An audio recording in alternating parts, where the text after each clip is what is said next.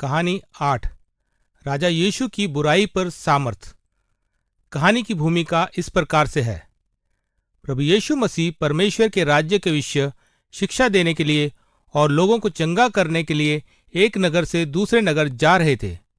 प्रभु यीशु मसीह की शिक्षा और उनके आश्चर्य कर्मों से आकर्षित होकर लोगों की एक भीड़ उनके पीछे होने लगी।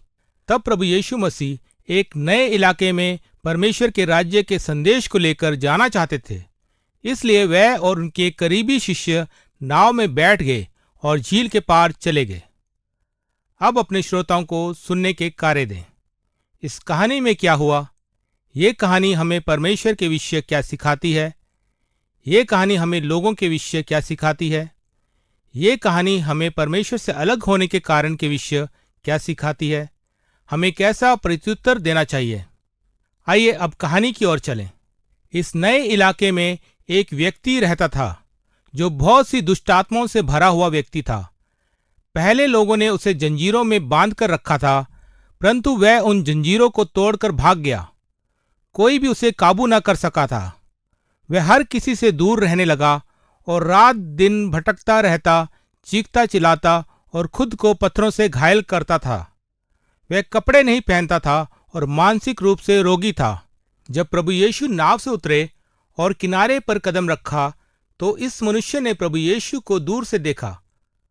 वह उसी घड़ी दौड़कर प्रभु यीशु से मिलने आया और उनके कदमों में गिर पड़ा।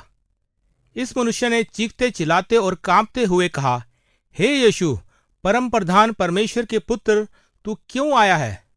क्या तू हमें नाश करने आया है? प्रभु यीशु ने उससे पूछा, तुम्हारा नाम क्या है?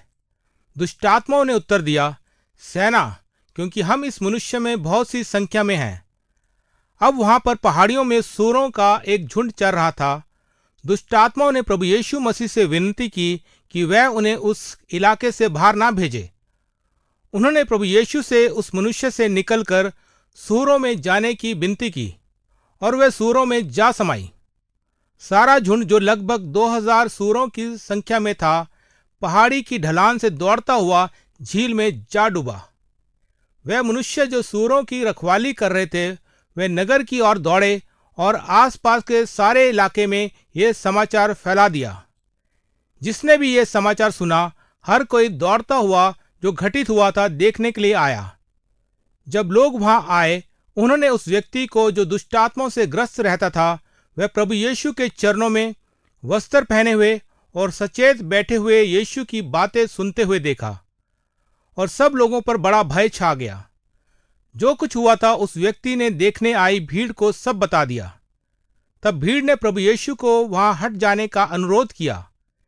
इसलिए वापस जाने के लिए प्रभु यीशु नाव में सवार होने लगे। वह व्यक्ति जो अब दुष्टात्माओं से मुक्त हुआ था, प्रभु यीशु के साथ आना चाहता था, परंतु प्रभु यीशु ने उससे कहा, नहीं, तुम मेरे साथ नहीं आओगे। अपने परिवार और अपने मित्रों के पास जाओ। उन्हें बताओ कि परमेश्वर ने तुम्हारे साथ कैसे कैसे अनोखे काम किए हैं और किस तरह से परमेश्वर तुम्हारे साथ दयावान रहे हैं। जो कुछ प्रभु यीशु मसीह ने उसे कहा, उस मनुष्य ने वैसा ही आज्ञा पालन किया। वह गया और हर किसी को उन बड़े बड़े कामों के विषय बताने लगा कि प्रभु यीशु मसीह ने मेरे साथ क्या किया है। वह मनुष्य न केवल अपने परिवार के पास ही गया, परंतु वह अपने सारे इलाके के आसपास के गांवों में भी गया और ये सुसमाचार बताया। जिसने भी प्रभु यीशु मसीह के किए हुए इस कार्य के विषय सुना, वह हैरान हो गया। यदि आप इस कहानी के मूल पाठ को पढ़ना चाहते हैं तो आप इसे मरकुस अध्याय 5 पद 1 से 20 में पढ़ सकते हैं। अब आप पहले दिए गए सुनने के कार्य के प्रश्नों पर चर्चा करें और इस कहानी से आप क्या सीखते हैं और आप अपने जीवन में इसे कैसे लागू करते हैं।